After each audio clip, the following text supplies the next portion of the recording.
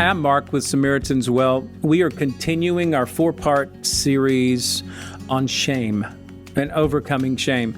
Today is part 2, and we're talking about how shame attacks you. So it's really important to know how it attacks even before we start untangling some of the strategies for getting free.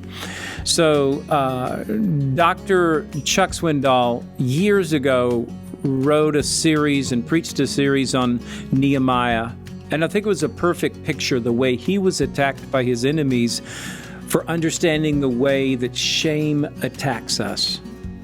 And the first thing they did, I'm not going to go into the story, but they just laughed at him when he's going to rebuild the wall of Jerusalem. They just laugh and mock and make fun. This would be parallel with bullies from the past, or others laughing or mocking or exposing you in some way. We would say shaming you, humiliating you in some way. And so laughing is one of the strategies of shame to get into you. The second one is lying about you, lying to you. In Nehemiah's case, it's like, oh, he's come to start a rebellion. He's going to build the walls and then form an army and rebel from the kingdom. But the lie could be anything. Yeah, it could be a lie about you that you feel humiliated by, or a lie to you like we talked about in the last session, which is very common. The lying goes along with the temptation. It lures you in. So laughing, mocking, lying, and then luring. I used that word a second ago. That's one of the pictures of condemnation, to lure you in and then pound on you once you get in. So I want you to consider that those are 3 of the strategies of condemnation. And the Apostle Paul said, we are not unaware of the enemy's schemes.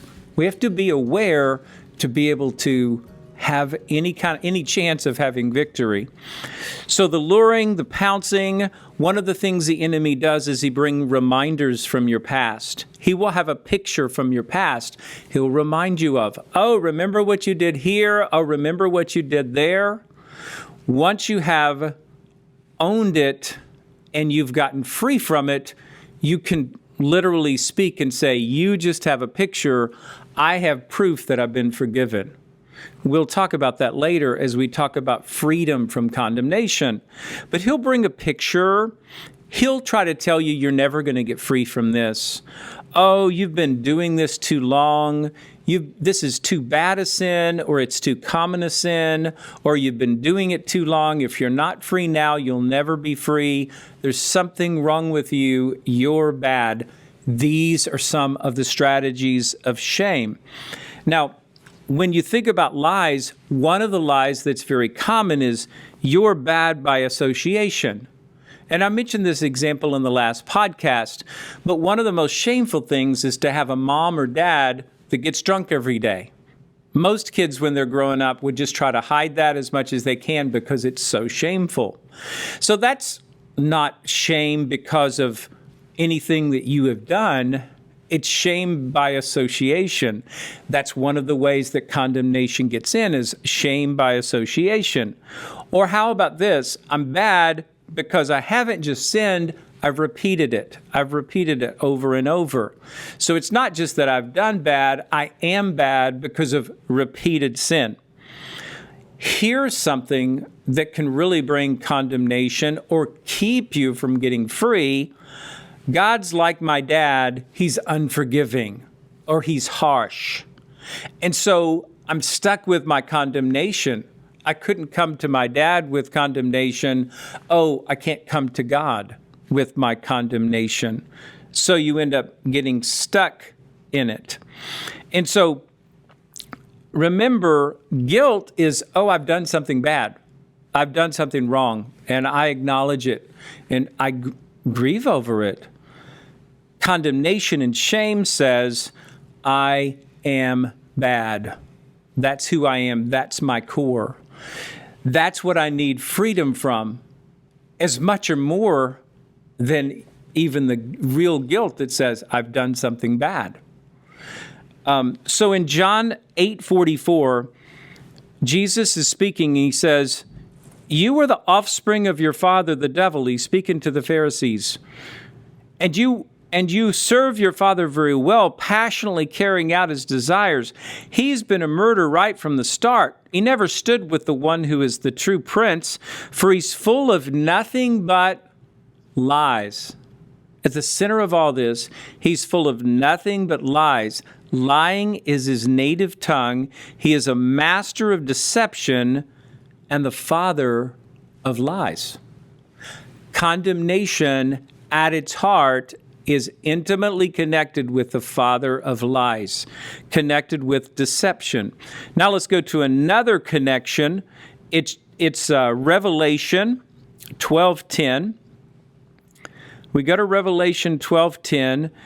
In John, who writes the book of Revelation, it says, "Then I heard a triumphant voice in heaven proclaiming, 'Now salvation and power are set in place, and the kingdom reign of our God and the ruling authority of his anointed one are established. For the accuser,'" or condemner, "the accuser of our brothers and sisters, who relentlessly accused them day and night before our God, has now been defeated, cast out once and for all." So we see two names for Satan. Two primary names are father of lies and the accuser or the condemner of the brethren. In other words, the one who brings shame. So shame attacks, we said earlier, laugh. He will laugh at you, mock you. He will lie to you, lie about you, and he will lure you. So condemnation and shame does all those things. I want to finish with an example of perhaps a very profound way to battle shame, and it's getting to a place of abject humility. One of the great so-called modern missionary to India, William Carey, he was actually late 1700s, early 1800s. He was a shoe cobbler, and he happened to be, after being in India for a while, he was invited to a great event where there were a lot of dignitaries and landowners and wealthy people, but he had risen in some esteem, and so he was invited. There happened to be one wealthy man who despised William Carey and what he was doing, and when he had the floor, he addresses Mr. Carey and he says, "I understand we have Mr. Carey here with us today. Mr. Carey, I understand that you're a shoemaker." What's he trying to do? Shame him, mock him, a shoemaker among all the wealthy and the elites. Mr. Carey stands up and he says, "Oh no, sir, I'm not a shoemaker. I only repair shoes." That's a picture of humility. Shame didn't have a chance to mock him and to get in the way of laughing because of William Carey's humility. So I wanted to give you an idea of how shame attacks. When we get to the next podcast, we're going to be talking about how shame gets exposed or known. How do we get it uncovered so that we can get to some freedom? Remember, you can reach us at SamaritansWell.com, and thanks for watching.